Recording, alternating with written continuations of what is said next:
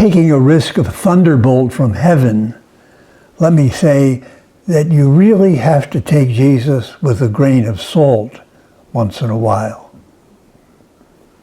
After all, if you had faith the size of a mustard seed, you could say to this tree, be uprooted and planted in the sea. Now, come on. But he's a man of his time. People in that part of the world still today talk with great exaggeration in order to drive home the point that they're attempting to make. And Jesus was a man of his time. He didn't come into the 21st century. He didn't come into the United States as a human being. He came into Israel of old, which was a whole cultural difference from ours. We have to factor that in, otherwise we miss the point. Jesus is not really into uprooting trees and replanting things in the world. The apostles had asked him for an increase of faith. And one of the problems we have with faith is that we often confuse it with beliefs. What is your faith? Well, I'm a Catholic. I believe these things. I am Baptist. I believe these things. They're beliefs. People all over the world have different beliefs. What the apostles were asking for and what Jesus was interested in was faith. And a better translation of the word faith in the scriptures is trust. Who do you trust?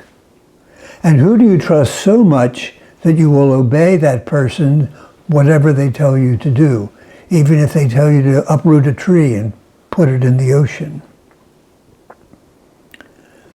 Trust in the Lord Jesus, which is trust in God the Father, who sent him among us to reveal his will to us and ourselves to ourselves.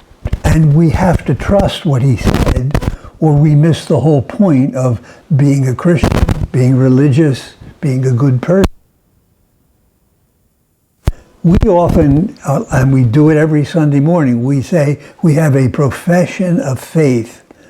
And we list all the things that we believe, God the Father Almighty, you know. And that's confusing because even though those things are true, Jesus once said, well, even the devil believes that. Faith is much deeper. It's trust in the person of God revealed to us in Jesus and living according to the directions he gives us.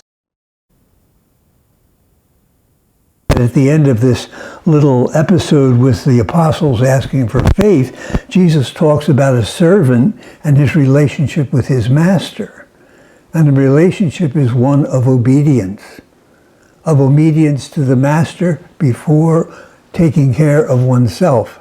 And that, of course, is the model of Christian living.